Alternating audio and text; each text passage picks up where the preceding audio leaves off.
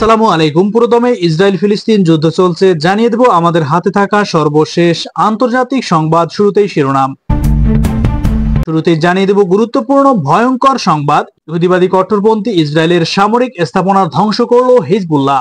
অধিকৃত সেবা ফার্মে ইহুদিবাদী ইসরায়েলি আর্টিলারি অবস্থানে হিজবুল্লাহ ড্রোন হামলা চালিয়েছে এবং সেবা ফার্মের ইসরায়েলি আর্টিলারি ধ্বংস করেছে হিজবুল্লাহর যোদ্ধারা। থাকছে বিস্তারিত প্রতিবেদনে। এদিকে কট্টরপন্থী নেতানিয়াহু সরকারের রাজনৈতিক সংকট ঘনীভূত। ইহুদিবাদী ইসরায়েলি মন্ত্রিসভা থেকে আজই পদত্যাগ করেছেন বেনি গান্তজ। থাকছে বিস্তারিত প্রতিবেদনে। আরো জানিয়ে দেব আন্তর্জাতিক অঙ্গনে যুদ্ধবাজ প্রধানমন্ত্রী নেতানিয়াহু সরকারের কঠিন লজ্জা এবং অপমান। শিশুদের বিরুদ্ধে ভয়াবহ সহিংসতায় ইহুদিবাদী ইসরায়েলের প্রধানমন্ত্রী সহ ইসরায়েলি সেনাবাহিনীকে লজ্জার তালিকায় স্থান দিল জাতিসংঘ। আরো জানিয়ে দিব ইহুদিবাদী কট্টরপন্থী ইসরায়েলের কলিজায় আঘাত করেছে যৌথভাবে ইরাক এবং ইয়েমেনের বাহিনীরা। হাইফা বন্দরে ইরাক এবং ইয়েমেনের যৌথ হামলায় ইহুদিবাদী ইসরায়েল এবং তার মিত্রদের জন্য বার্তা দেওয়া হয়েছে। সবশেষে দেখবেন ইহুদিবাদী কট্টরপন্থী ইসরায়েলকে কালো তালিকাভুক্ত করলো জাতিসংঘ। এতক্ষণ শুনছিলেন শিরোনাম, এবার বিস্তারিত। লেবাননের ইসলামী প্রতিরোধ আন্দোলন হিজবুল্লাহর যোদ্ধারা গাজায় তেল আবিব শাসক গোষ্ঠীর চলমান যুদ্ধের প্রতিক্রিয়ায় অধিকৃত সেবা ফার্মে ইসরায়েলি সামরিক অবস্থানে প্রতিশোধমূলক ড্রোন হামলা চালিয়েছে। হিজবুল্লাহ শনিবার বিবৃতিতে জানিয়েছে তাদের যোদ্ধারা সানাইম এলাকায় নতুন ইনস্টল করা সামরিক হার্ডওয়্যারে বেশ কয়েকটি কামিকাজি ড্রোন দিয়ে আঘাত করেছে। একই সঙ্গে সংগঠনটি জোর দিয়ে বলেছে হামলাটি নির্দিষ্ট লক্ষ্যবস্তুতে আঘাত হেনেছে। এছাড়া দিনের শুরুতে হিজবুল্লাহর যোদ্ধারা ইসরায়েলের সৈন্যদের একটি দলকে লক্ষ্য করে হামলা চালিয়েছিল যারা আল রাহেব সামরিক ঘাঁটিতে চলে গিয়েছিল। হিজবুল্লাহ জানিয়েছেন যে তারা ঘটনাস্থল যাচাই বাছাই এবং পর্যবেক্ষণ করার পর আর্টিলারি শেল দিয়ে ইসরায়েলি বাহিনীকে টার্গেট করেছিল। এছাড়া গতকাল শুক্রবার সন্ধ্যায় লেবাননে প্রতিরোধকামী এই সংগঠনটি আল তাইহা ত্রিভুজ অঞ্চলে ইসরায়েলি সৈন্যদের একটি সমাবেশে বিপুল সংখ্যক রকেট দিয়ে হামলা চালিয়েছে। হিজবুল্লাহ যোদ্ধারা নেটুয়া ফরেস্টের একটি এলাকায় অবস্থানরত ইসরায়েলি সেনাদের উপর ব্যাপকভাবে রকেট হামলা চালায় এবং বীরকাত রিশা ফাঁড়িতে একটি ইসরায়েলি সামরিক যানকে লক্ষ্যবস্তু করে।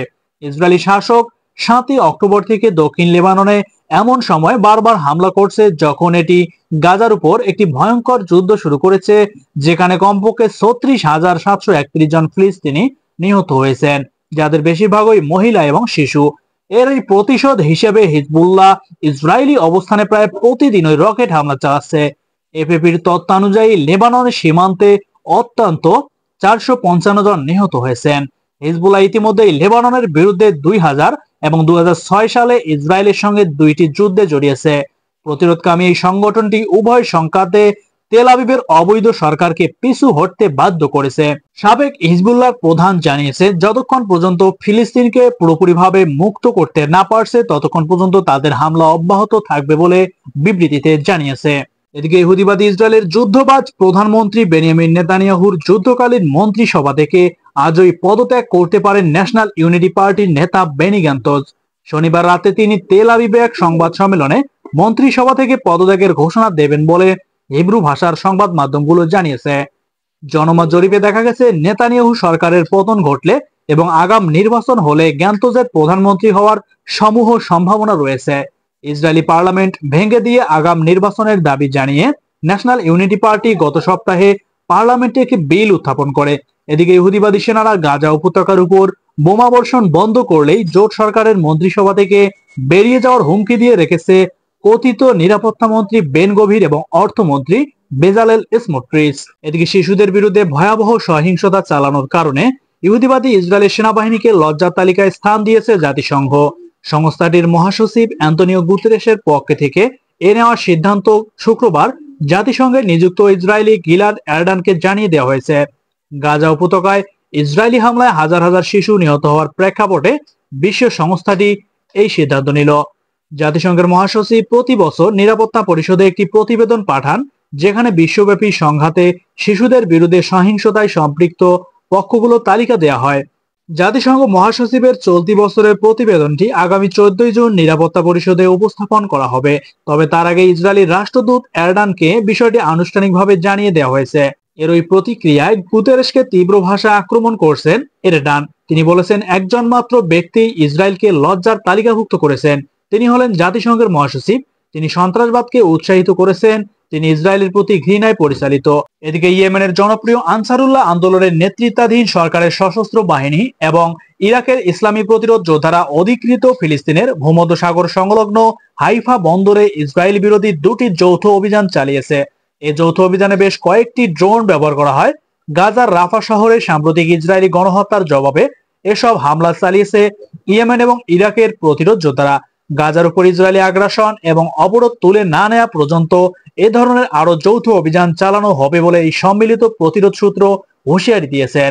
এই দুটি অভিযানের রণাঙ্গনে ইসরায়েল বিরোধী প্রতিরোধ ফ্রন্টের ঐক্য এবং সমন্বয়ের এবং তাদের বহুমুখী বা বিচিত্রময় হামলার চমৎকার দৃষ্টান্ত। অধিকৃত ফিলিস্তিনের সঙ্গে ইরাক এবং ইয়েমেনের অভিন্ন স্থল সীমান্ত যেমনটি রয়েছে ফিলিস্তিনি, লেবাননি এবং সিরীয় প্রতিরোধ যোদ্ধাদের, তাই সাগরে এবং আকাশপথে ইসরায়েলের গুরুত্বপূর্ণ লক্ষ্যবস্তুতে আক্রমণ তথা ড্রোন এবং ক্ষেপণাস্ত্র হামলায় আপাতত তাদের কর্মপন্থা। এইসব হামলা বা প্রতিরোধ না থাকলে ইসরায়েল গাজার মজলুম ফিলিস্তিনিদের উপর হামলা আরো তীব্র করত এবং গাজায় যুদ্ধের আরো বিস্তার ঘটিয়ে এতদিন গাজাবাসীকে মিশরের সিনাইয়ের দিকে চলে যেতে বাধ্য করার পদক্ষেপ নিত। এদিকে ইসরায়েলি লক্ষ্যবস্তুতে ক্ষেপণাস্ত্র এবং ড্রোন হামলা চালানোর পাশাপাশি ইসরায়েলগামী এবং ইসরায়েল সম্পর্কিত এবং ইসরায়েলের মিত্র ইঙ্গো মার্কিন শক্তির জাহাজগুলোতে কঠিনভাবে হামলা চালিয়েছে ইয়েমেনের প্রতিরোধ অক্ষের অন্যতম প্রধান সবচেয়ে গুরুত্বপূর্ণ শক্তি। ফিলিস্তিনের অবরুদ্ধ গাজা উপত্যকায় নিরপরাধ মানুষের উপর হামলা চালিয়ে আসছে ইসরায়েল। দেশটির সেনাবাহিনীর এই হামলায় হাজার হাজার নারী এবং শিশু নিহত হয়েছেন। গাজায় এমন অপরাধের জন্য ইসরায়েলের সেনাবাহিনীকে কালো তালিকাভুক্ত করেছে জাতিসংঘ। প্রতিবেদনে বলা হয়, জাতিসংঘের তালিকায় অপরাধী হিসেবে ইসরায়েলের সেনাবাহিনীকে যুক্ত করা হয়। জাতিসংঘে নিযুক্ত ইসরায়েলি রাষ্ট্রদূত গিলাদ আরদান এই তথ্য নিশ্চিত করেছেন। সামাজিক যোগাযোগ মাধ্যমে এক্সে দেওয়া পোস্টে তিনি বলেন, 7ই জুন জাতিসংঘ থেকে এক প্রজ্ঞাপন পেয়েছেন গিলাদ। এতে বিষয়টি জানানো হয়েছে। জাতিসংঘের এমন সিদ্ধান্ত অত্যন্ত লজ্জাজনক উল্লেখ করে তিনি এতে গভীর ক্ষোভ প্রকাশ করেন। ইসরায়েলের প্রধানমন্ত্রী কাটস বলেন, জাতিসংঘের এমন পদক্ষেপের কারণে ইসরায়েলের সঙ্গে তাদের সম্পর্কে নেতিবাচক প্রভাব পড়বে। এজন্য জাতিসংঘকে পরিণাম ভোগ করতে হবে বলে হুঁশিয়ারি দেন তিনি। ইসরায়েলের প্রধানমন্ত্রী বেনিয়ামিন নেতানিয়াহু বলেন, আমাদের সেনাবাহিনী বিশ্বের সবচেয়ে নৈতিক বাহিনী। এরপরেও মাত্র একজন ব্যক্তির সিদ্ধান্তে ইসরায়েলকে এ তালিকায় অন্তর্ভুক্ত করা হয়েছে, আর তিনি হলেন জাতিসংঘের মহাসচিব। এমন সিদ্ধান্তের মাধ্যমে জাতিসংঘ ইসরায়েলকে নয় বরং নিজেকেই ইতিহাসের কালো তালিকায় অন্তর্ভুক্ত করেছে। এদিকে জাতিসংঘ মহাসচিবের মুখপাত্র বলেন, জাতিসংঘের এক কর্মকর্তা ইসরায়েলি রাষ্ট্রদূতের সঙ্গে কথা বলেন। এ সময় তিনি তাকে বার্ষিক চিলড্রেন ইন আর্মড কনফ্লিক্ট প্রতিবেদনে ইসরায়েলকে তালিকাভুক্ত করার বিষয়টি জানান। বিষয়টি গোপনীয়তা যাতে ফাঁস না হয় সেজন্য এমনটা করা হয়েছে।